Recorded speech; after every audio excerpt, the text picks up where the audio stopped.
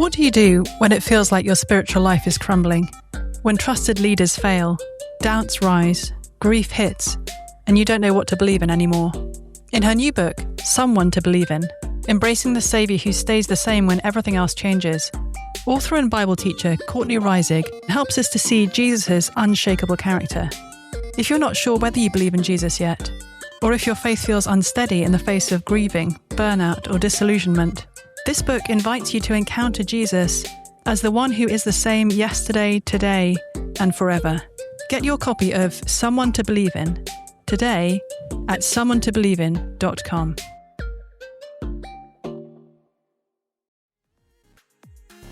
The Sing hymnal from award-winning hymn writers Keith and Kristen Getty is a rich collection of classic and contemporary hymns created to deepen worship, foster unity in the church, and proclaim the hope that we have in Christ. Alongside beloved hymns, you'll also find psalms paired with songs, liturgical readings, and helpful indices, making this hymnal a lasting resource for families and congregations alike. Pick up your copy wherever books are sold, or get 30% off at crossway.org/Getty hymnal with a free Crossway Plus account. You're listening to Confronting Christianity, a podcast of Training the Church.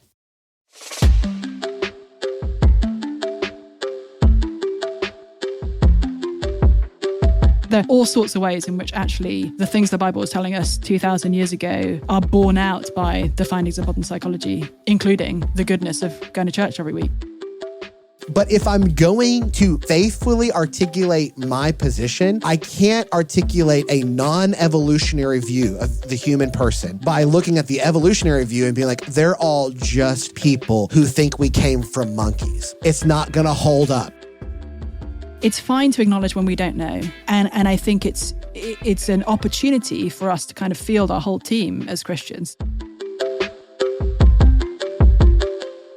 This is Kyle Worley, and I'm joined by my co-host, Rebecca McLaughlin. How's it going, Rebecca? Greetings. Eating a Kit Kat? Well, I'm eating a mini Kit Kat, so it's going okay. Well, where does Kit Kat rank in your candy bar ratings? Gosh, tied for first place in my heart and mouth. Okay. Are Lindor, like the red Lindor chocolates, so the milk chocolate. Okay. And Cadbury's cream eggs. Oh, I love Cadbury. Those are delicious. Have I ever told you the most romantic thing my husband ever did for me? No, tell me. So after Easter, Brian, my husband, is, amongst other things, very cheap. I say this in a loving, I appreciate this about him. And he knows I love Cadbury's cream eggs, so he'll often go after Easter when they go on discount, and he'll buy me a bunch to see me through the coming months. Yep. And a few years ago, he had gone to Target with the express desire to buy these Cadbury's cream eggs for me. And when he came back, he said, "Oh, I'm really sorry, they're all sold out." And I was like, oh, gosh. I was truly looking forward to these Cadbury's cream eggs. They were gone. The next morning I woke up and my first thought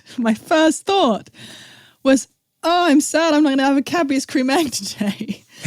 I walked downstairs and I go to get my breakfast cereal, which is the time was sort of Special K with red berries. And I pick up my box of Special K, and it is very heavy. And what I realize is that Brian, in fact, lied to me. There were Cadbury's cream eggs. Amazing. And he filled my breakfast cereal box with these Cadbury's cream eggs so that they would surprise me in the morning. Isn't that delightful? That's awesome. Way to go, Brian. Love him. Wow, what a man. It's like a once in a decade gesture, to be clear, but still. Sure, but you remember it. Mm-hmm. You remember it. Oh, I do. I do. love that. I love that. Now, you just got back from across the pond, as they say.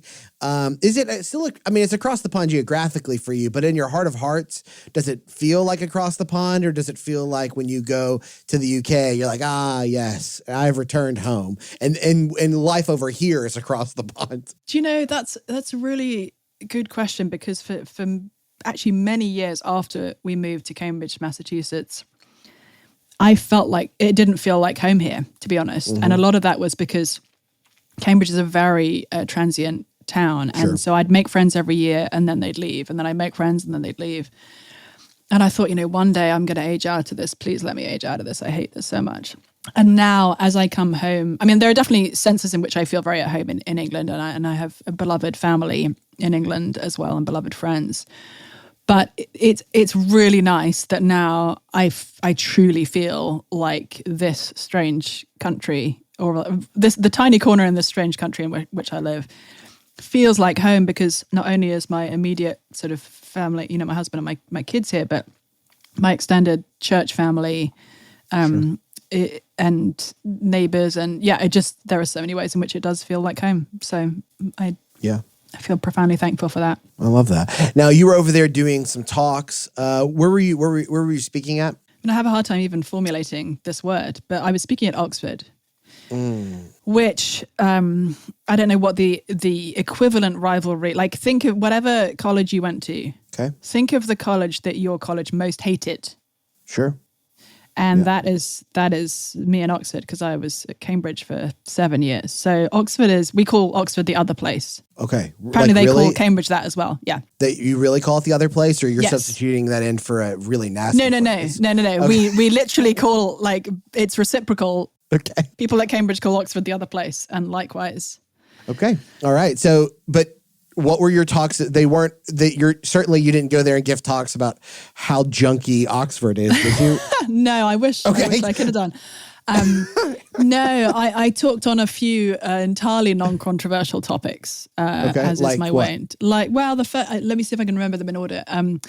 A human's better off without religion was number one. Sure. Then has Christianity been science disproved Christianity? Sure. Is Christianity opposed to diversity? Sure. Is Christianity a hindrance to justice and equality? And how can a loving God allow people to suffer? Wow. Rebecca's always picking those softballs. That's right. That's right.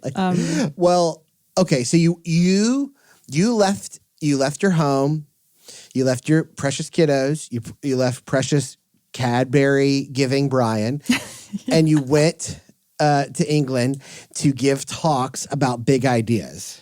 This is true. Okay. Was that a question?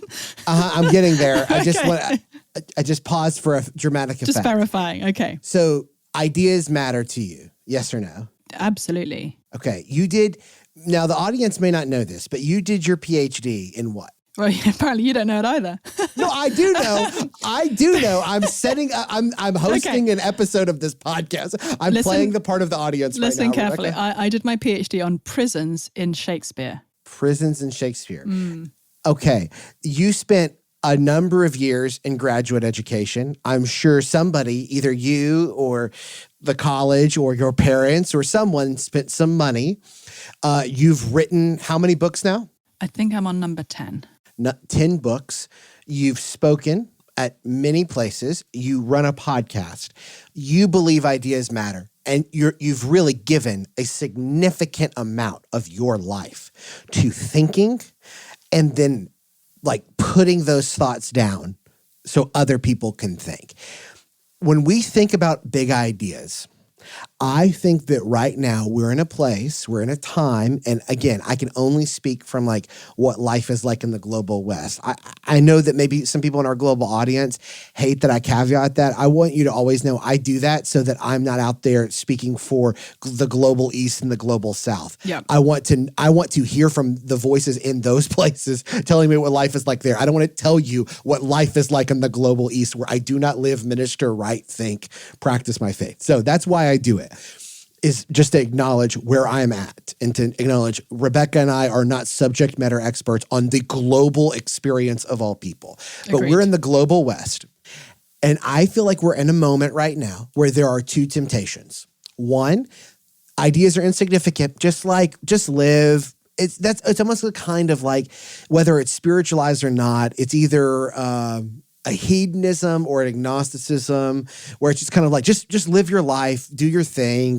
Ideas aren't really that important. Have fun or be private. But that's one temptation. Treat ideas as insignificant.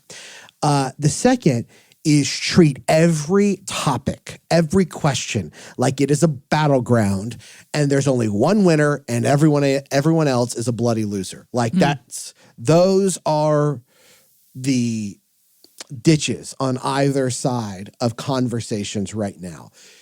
And I wanted to do an episode where we just ask this question that I feel like Christians maybe don't think through or haven't been asked to think through, but I think it's important for us, which is, can Christians even argue about ideas? Like, can we argue about ideas? If somebody disagrees with us about something, can we argue about it? I mean, just what would you, like, let's just start there.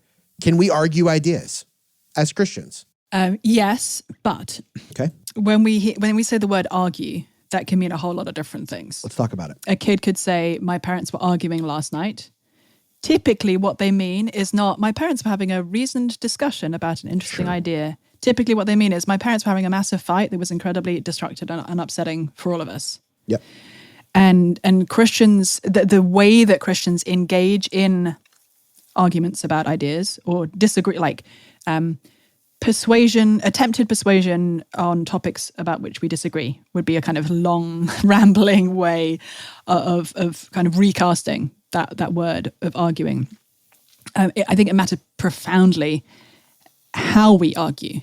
Right. And I love what Peter says in 1 Peter, I believe it's 3:15, that we Christians should always be willing and ready to give a reason for the hope that we have, but that we should do so with gentleness and respect. Yeah. And I think whether we are engaging with brothers and sisters inside the church on topics that we may profoundly disagree about, or whether we're engaging with people outside the church, our arguments, if we're going to use that word, should be characterized by gentleness and respect. Mm-hmm. But then what do I mean by those two things? I mean, gentleness is relatively self-evident, that we should not be mean. We shouldn't be seeking to tear other people down personally. We should be attending to the other person's feelings in a conversation. Sure. So what does respect mean? Some people say, well, in order to respect somebody else, if they have different beliefs, I need to affirm their different beliefs as equally valid to mine. Yeah. I actually don't think that's what respect means. Mm-hmm. If you and I, Kyle, are disagreeing about something, like say, if we ever bothered to really fight about it, we disagree about baptism. Sure. I would be glad to baptize my kids as babies, though I didn't get to for various reasons, including going to a Baptist church. Sure. And you have been described by some, I believe, as Capti Bapti. I have, yep. Mm-hmm. So in order to respect each other, we don't have to agree and acknowledge that like the other person is probably just as right as we are. Mm-hmm. What we do need to do is to say, okay, I am going to give Kyle the benefit of the doubt, and I'm going to pay him the respect of thinking that he probably, like me, has searched the scriptures on this issue. He probably, like me, has real convictions around this issue that he has come to after serious thought and consideration, and after engaging with people's ideas on the other side. Sure. Saying, actually, you and I believe the same thing about baptism wouldn't be respect, because it's not acknowledging the reality of your views. And that's, one example among many, where I think we need to say, do you know what? And one of the professors at my seminary in London put this really well. He said, people often say you have to respect other people's ideas. He said that's not true at all. People believe all sorts of crazy things. You need to respect other people. Right. And I think we can all tell when we're in a conversation where we personally are being respected, and when we're in fact being denigrated. That's right. And I, both with Christian friends and with non-Christian friends, like one of the things I actually really enjoy, I mean, my husband Brian sometimes like laughs at me about this. A friend called Lydia, who's a very intelligent woman, who's now a professor at Columbia University. And when Brian and I first went to visit Lydia and her family together, Brian commented after the evening, he said, oh, you and Lydia basically spend most of your time arguing. And I said, yeah, isn't it great? It's like fantastic. I get to wrestle through a whole lot of things with somebody who I know is extremely intelligent, very well thought through, a very serious sister in Christ, who will tell me when she thinks I'm wrong. And that's a delightful blessing to have. It is. It is. And I do think that distinction, like, I think Christians of all people can say unequivocally, the dignity of other people, the humanity of other people is not conditional on what they believe or don't believe. Yes. There's no such thing as conditional dignity. The Christian believes everybody is an image bearer of God, and their dignity is not up for discussion in terms of what they believe or don't believe. At the same time, we can disagree with other people, Christian or non-Christian, without disrespecting or undignifying who they are as image bearers of God. It's possible to say, I disagree with you. I think you're wrong. And to say it in such a way where you go, I'm not telling you that you're not an image bearer of God. I'm not telling you that you're not somebody who loves and is capable of being loved. I'm not saying that you're somebody of whom there is no worth or value. I am merely saying that on this one thing that we're talking about, I disagree with you. Yeah, and I think one of the ways that we can show real love and respect in a conversation where we're talking with somebody who maybe profoundly disagrees with us on an important issue is to help them, I don't want to say this in a condescending way, but to engage with the best possible case for their position. Yes. So there's a temptation. I'm glad we're going this way, because I do think what Rebecca's about to say is a crucial part of how these conversations go off the rails almost immediately. So just want to pause, really tune into this part because it's pretty significant. Yeah, and I think it can happen both in private conversations and in public conversations where, especially if we feel passionately about something, and we should, like the many things we should feel passionately about, it's easy for us to just want to go quickly to, this is why you're wrong. Yeah. What a stupid idea. Yeah. How can you be so foolish as to think that? Or how can you be so morally corrupt as to think that? Yep. Instead, what we need to say is, okay, here are all the kind of good reasons, the potentially like strong evidence that does point to the conclusion that you have drawn here. Yeah. You know, we've talked in the past, for instance, about the question of abortion, which is, you know, a profoundly emotionally charged question. Sure. Around which I think both of us have very strong convictions, pro-life convictions. But if I'm talking with a friend who does not believe that infants in the womb at the earliest stage even are human beings made in the image of God, what I'll want to say to them is not like, you must be a terrible baby murderer. What I want to say to them is, I understand, like, I understand the really hard situations that you care profoundly about. I understand your like deep moral concern and compassion for victims of rape, for very young girls who find themselves pregnant, potentially through no choice of their own even, the kind of really painful life and death scenarios that are exposed by this issue. And I feel the moral weight of that. And I recognize the goodness of your concern and care in these situations. I recognize also the goodness of your concern and care that women should be respected as moral agents in their own right and should be treated as equal participants in society with men. Like I recognize all of these good things. And yet, like with all of those things taken into account, here is why I, as a Christian, profoundly believe that the unborn child is a human being made in the image of God whose life deserves to be protected.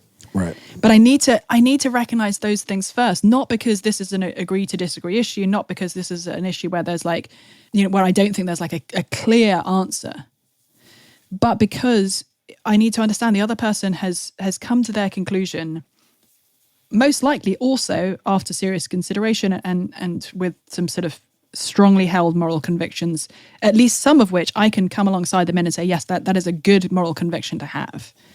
And so I think we need to make the best, we need to sit with and acknowledge and listen to and even help to construct the best case for the opposing view to ours. And then explain why we actually think that best case is not a satisfying answer. Yeah. I think we need to do both of those things. My friend and fellow author Blair Lynn remembers the moment the floor dropped out beneath her. What followed were panic attacks, ER visits, and waves of anxiety so intense they left her trembling, breathless, and afraid she might die. As a Christian, she knew she should cast her cares on God, but she didn't know how. In the depths of fear and discouragement, simple answers and spiritual cliches fell flat. There was no quick fix, no bypassing the valley. In Made to Tremble, Blair shares how she learned to walk with God through her anxiety, not around it. With scripture, story, and raw honesty, She shows what it means to embrace our weakness, not as failure, but as the place where God meets us most tenderly. This is a book for anyone who feels overwhelmed, afraid, or unsure if faith can hold in the storm. Through Blair's story, discover the peace of God and a deeper awe of the God of peace. Get your copy at madetotremble.com.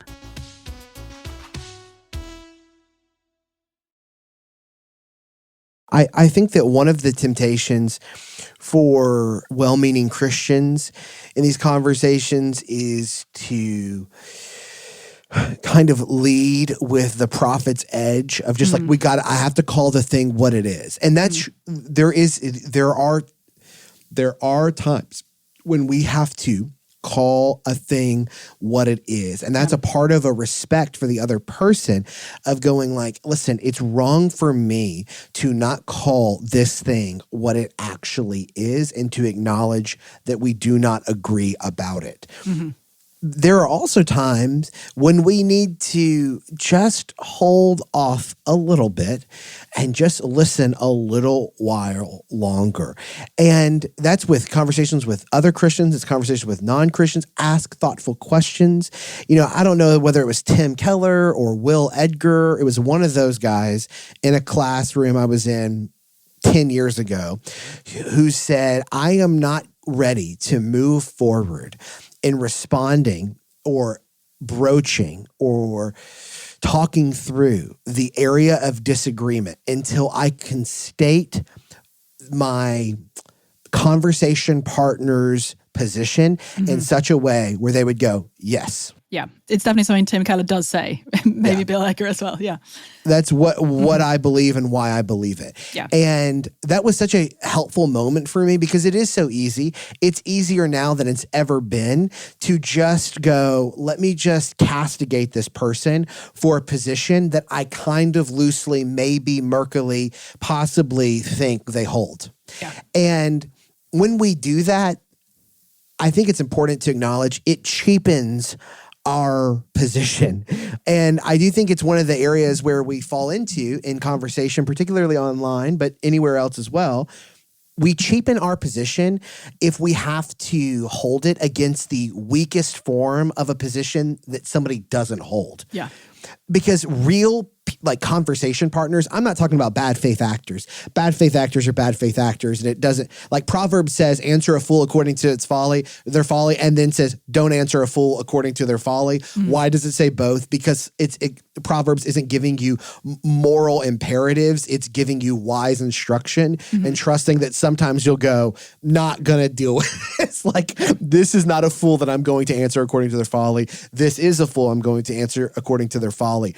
But you are foolish in your conversation if you go, let me pit the strongest form of my argument for this position against the weakest form of the opposite. Yeah. Because that will only work with simpletons and with people who are really not interested in change or transformation. I love that you use the word simpletons, Kyle. I mean... Is that a common word in Texas? Simpletons. It's a common word in my mind in conversation. But I do think that sometimes we imagine, oh yeah, they won't be able to see through this smoke screen. And it's like, no, they will. And if you convince somebody with a simple answer, do you know what will happen? They will truly meet the substantive counter position to what you've said, and they'll go, that person, the other person lied to me. Yeah. If we give, and I feel this with students, college students in particular, I feel like a lot of these college students that were raised in churches were given these very simple pat on the head ways of answering objections, where these objections were just dealt with kind of just like so dismissively, so paternalistically, like how could anybody, this is so easy. You think about something like evolution, okay? And that's just an easy one because it's a big one, right? It's a big one that's been in the conversation since there was a formal apologetics conversation. And a lot of Christians are just trained in such a way where they just are like, yeah, well, evolution is just people who believe we came from monkeys, full stop. How dumb is that? And that's what I heard in a well-meaning church among well-meaning people. And the reality is that like, hey, there's some pretty there's some pretty thoughtful people that have a more substantive response than evolution is just, I think we came from monkeys. Now, I'm not somebody who holds an evolutionary view of the human person, but if I'm going to faithfully articulate my position, I can't articulate a non-evolutionary view of the human person by looking at the evolutionary view and being like, they're all just people who think we came from monkeys. It's not going to hold up. I think that's a great example, and it's a particularly good example because, number one, as you say, many supposedly Christian articulations of why they are not persuaded by an evolutionary account of origins mostly reveal that the Christian has not understood what the scientific claim even is, which, is not a great starting place. And secondly, because there's often a failure to distinguish between various different kinds of view. Yes, yeah. Another one of my wise seminary teachers said, when it comes to any heresy in the church in the last sort of 2,000 years, one of the things that theologians have had to do is to say, we must distinguish between A and B, which looks actually very similar to A, but is different for this reason. I think that's true whether we're talking about kind of serious heresies or whether we're talking about different, a range of different kinds of questions that may or may not draw us into heresy. When it comes to evolution as a question, we need to recognize that there are some atheists and some Christians who are saying that if the evolutionary account of human origins is scientifically true, then that gives an entire account of who human beings are. And so from an atheist perspective, it would say, that discredits any claim that Christians might make about human beings being, for example, made in the image of God. Right. And from a Christian perspective, it's people saying, well, anyone who holds to evolution couldn't possibly also believe that there is a God who created humans through this process. And actually, we need to recognize that there are multiple, potential options in this conversation, and it's not just a completely sort of naturalistic, atheistic account on the one hand, and a completely sort of supernaturalistic account on the other. That actually there's all sorts of stuff happening in between. But just to go back to the process that we might go through, because the reality is, all of us, we have a lot of emotions flooding around our bodies, whether we are aware of them or not, and on questions and issues that we feel passionate about. Very often our emotions get into the driving seat, even when we think we're being incredibly rational. Yep. And so one thing I find helpful, both in private conversations and in public conversations, is to go, especially if I feel my emotions sort of starting to rise up and want to take the driving seat, is to go through a little bit of a four-part process. So as I'm engaging with somebody with whom I profoundly disagree, number one, I want to listen. Mm-hmm. Number two, I want to affirm what I can of what they're saying and how they come to these conclusions. Yep. Number three, going back to what you were saying about Tim Keller, I want to restate their position. I'm going to say, if I've understood you correctly, what you are saying is this. Please tell me if that's not actually fairly representing what you're saying. Yep. And then I want to explain why I actually don't think that is the most satisfying account of the situation. So listen, affirm, restate, explain. I wish it spelled a word. I know. I was trying. I was immediately in my head trying. Yeah. L-A-R-E. Lair. Yeah. Lair. Yeah. Lair. That's not a good one. No, it's a lot like Lear. Yes. Or you'd think it was spelled L-A-I-R. Yeah. Anyway, listen, affirm, restate, explain can just help me in that moment to think, okay, what point am I in this process? Have I properly listened? Because it doesn't just matter what agnostics in general think about this question or what Muslims in general think about this question. What matters in the conversation is what does this particular person who may identify as agnostic, Jewish, Muslim, atheist, whatever, what do they think and how am I going to engage with them? Yes, and I do think that is right. What you just said there is also another really crucial part of meaningful engagement around big ideas, which is to realize that when you're talking to a person, if you start to associate them with a meta position right out of the gate, you're just a liberal. Okay, well, maybe the person falls under a broad swath of what can be considered political liberalism. But we're talking about these huge categories, right? That are ginormous. And when we're in a conversation with a person, we have the unique opportunity to kind of put that in, not in the foreground, but in the background and go, let me foreground the individual here and talk with them through this. I do think sometimes we can almost do this quick fire diagnostic, right? It's almost like we're trying to put them into a camp immediately when we have an opportunity to actually talk with a person. Yeah. And what the internet has done is it has created, I mean, it hasn't done this entirely. Certainly, we lumped things together by categories far before the internet, but it's made this kind of ideological lumping so easy. Yeah. Like it's been so fast, which is like, there are a lot of people for whom the way you answer one question might be the only thing that they really use to sort where you fall on their index of respectability, of integrity, of character, of ideology. And I understand, and I fall into that temptation as much as anyone does.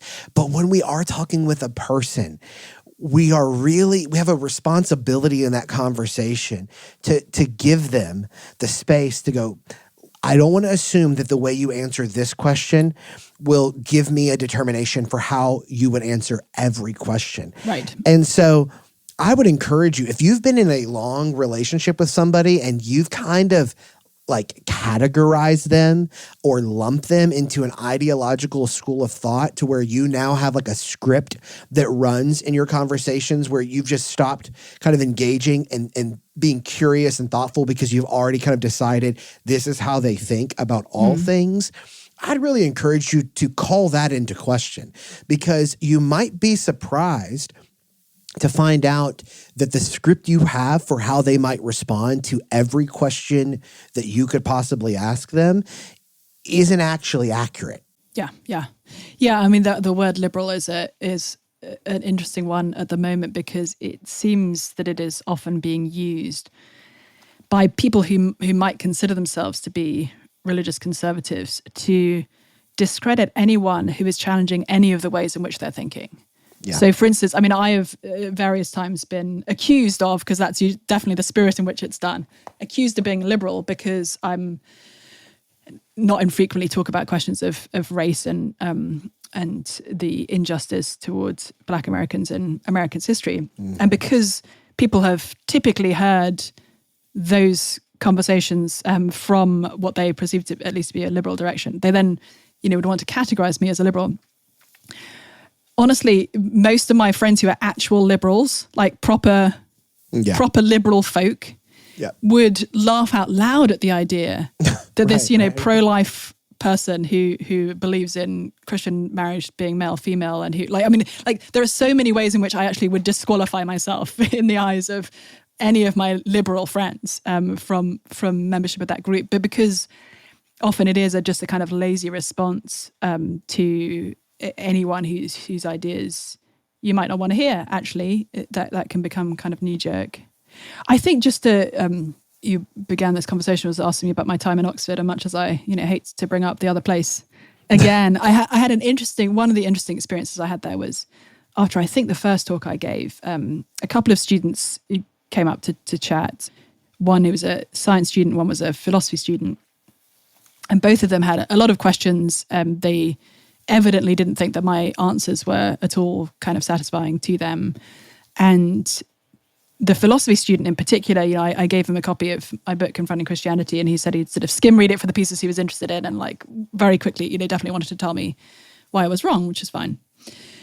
And then, somewhat to my surprise, he emailed me because I made myself available. Any student who wants to meet with me to talk further, I'd love to do that. Give people an email address. He emailed me to say that he would love to sit down and talk again.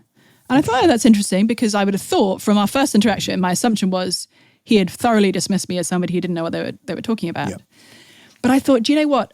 This young man who has a background in philosophy, is studying philosophy at Oxford, he has a lot of questions that I am honestly, as somebody who doesn't have a meaningful background in philosophy, I'm not going to be able to answer. Or even I'm not going to be able to speak his language sufficiently for him to feel like it's even worth asking me his questions. So what I did is I did a little bit of research. I found a Christian philosophy tutor at Oxford, and I invited him. I said, hey, would you be interested in meeting the student? I said to the student, would you be interested in meeting with this Christian philosopher? They both said, yes, they'd love to. And so the three of us sat down in a pub, and I mostly just kind of sat on the sidelines watching while they went back and forth about various questions. I think it's really helpful for us as Christians to be able to acknowledge when we're actually not necessarily the best person to engage with somebody else's objections to the Christian faith. Yeah. We may be like well out of our league or out of our depth in the particular area that they're interested in.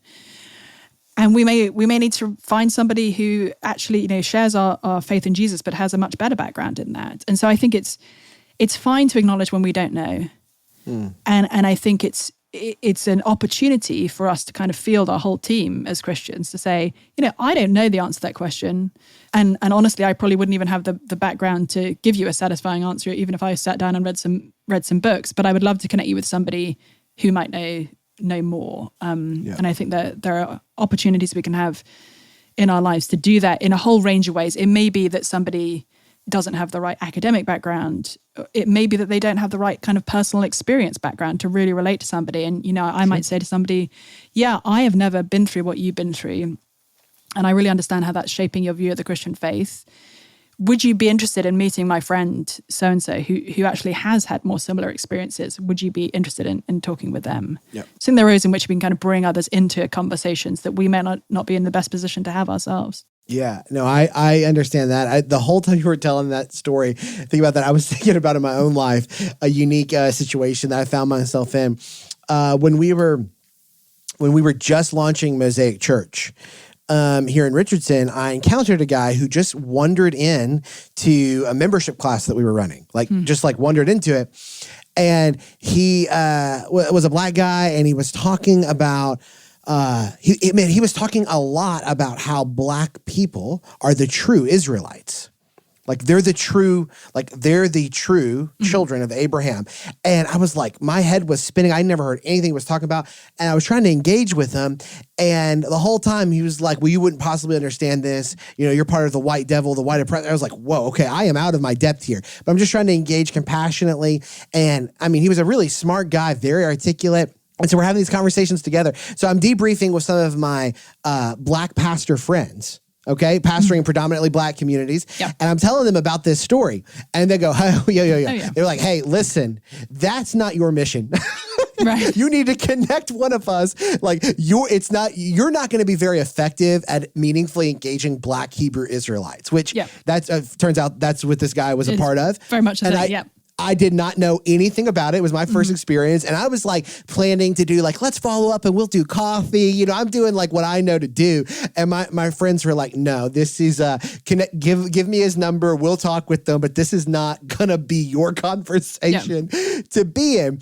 And it was a good moment for me to be like, you know what? You're right. There are times whenever the church the church is the body of Christ. We are not all the best.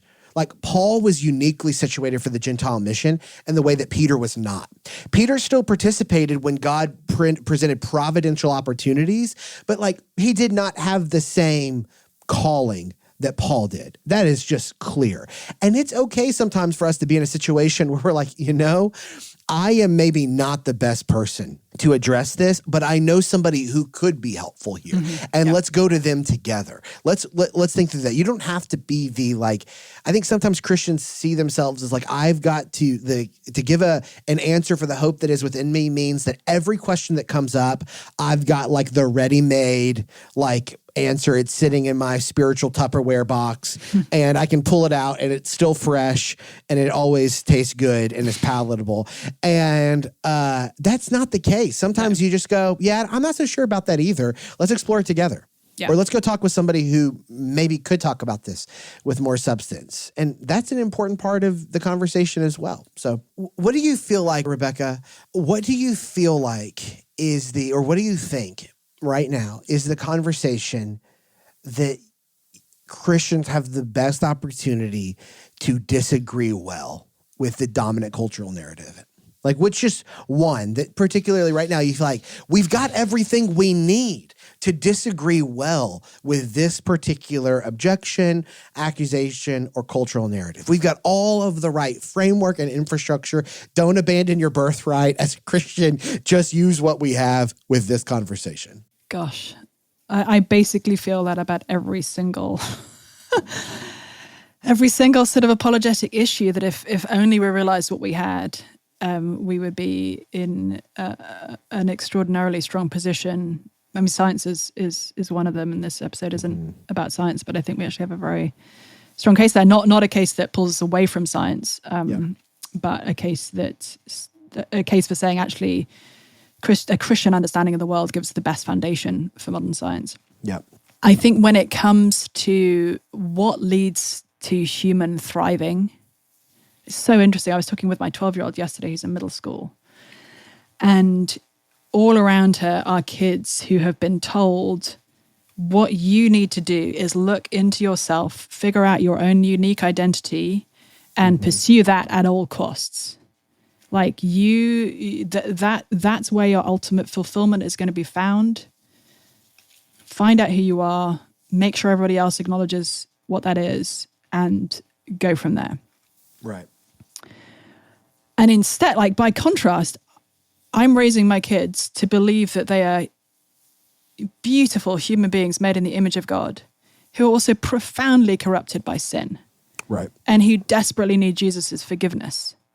And you could say, and Richard Dawkins was sort of keen to say this, that raising kids to be Christians is like a form of child abuse. Like, how could you say, how could I tell my children, actually, rather than being like beautiful and innocent on the inside, you're actually like so corrupted by sin that you needed Jesus' death on the cross to save you? Like that seems, intuitively, it seems like that would make sense, that there was a sort of psychologically damaging thing to say to your children. Turns out, like both in the lived experience that I can kind of see around me and my daughter can see around her, and in terms of the psychological evidence, raising kids in an actively religious context, like going to church every week, is far better for their mental health than raising them in a secular environment and telling them actually what you mostly need to do is figure out who you are.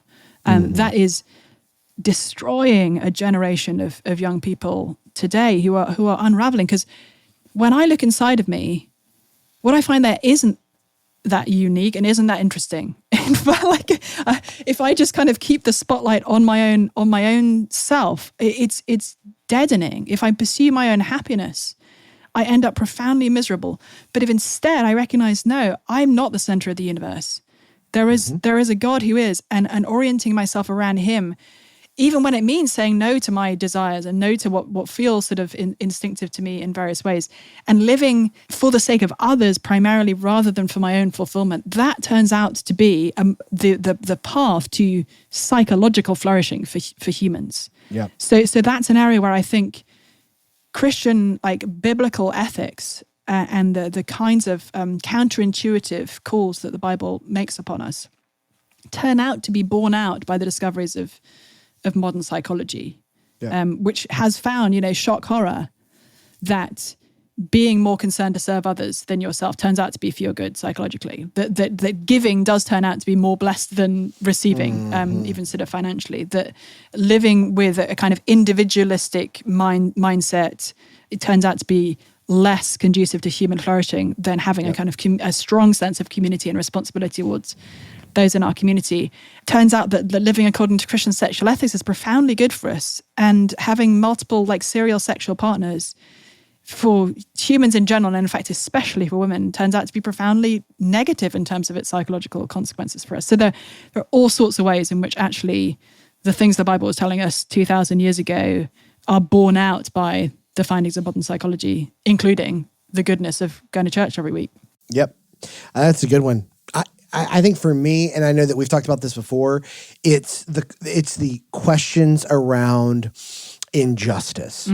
Yep. There is such a push for justice and for the dignity of peoples, and I just feel like I just sometimes feel myself shouting, I feel like into the void of like, give me another story or worldview that has been going against the grain from its very inception to argue for for communal justice in the way that the Christian story has. Yeah. There is not one. There's not one. There's not nowhere in the history of the world, the history of civilization, do you find one that's been as globally transmissible. Yeah. And as like as consistent with just a call to everybody's creating the image of God and they should be treated with dignity, and injustice is a problem. Yeah, and actually, the British historian Tom Holland points out at great length in his mighty book, Dominion, How the Christian Revolution Remade the World, even the desire for justice among our non-Christian friends, or perhaps you're not a Christian, you're listening in here, your deep desire for justice and equality and for care for the poor, for love across racial difference, for believing in the equality of men and women, for against child abuse, all of these things have actually come from Christianity. And only in Jesus are those desires going to be satisfied. Yeah, that's exactly right. Exactly right. Hey, also too, this is totally unrelated to our conversation. Do you ever listen to his podcast, The Rest is History? No, but I was thinking only just this morning that I should. It's so good, Rebecca. Yeah, I believe it. I'm really, my guilty secret is I hardly listen to any podcasts. I'm like really not a podcast person, but I need to. I need to. It's okay. It's okay. Well, listen. Does it make me a hypocrite though if I'm doing a podcast? Yeah, call back to another episode. No, I don't think it does. I think a good place to land here is what you said. You shared there's 4 things. Like, so when you're in a conversation with somebody, we want to listen. Mm-hmm. We want to affirm what we can and what they're saying. It won't be everything. We want to restate. Yep, in the best, strongest possible way. And then we want to explain why we disagree and why we think there's a more compelling other answer. You heard it first here. You heard it? Is that going to find its way into one of your books? That acronym? Maybe. My next book's going to be on truth, so maybe. There we go. Well, listen, hey, if you're looking for Confronting Christianity Online, you can find us on Instagram and Twitter. Leave a review over on iTunes, and in your review, include a question you want us to explore in a future episode. We'd be glad to do so. If you want to find out how we make podcasts like this happen, you can go to trainingthechurch.com/support. You can find out some other cool behind-the-scenes stuff over there. We hope you enjoyed the discussion today. Grace and peace.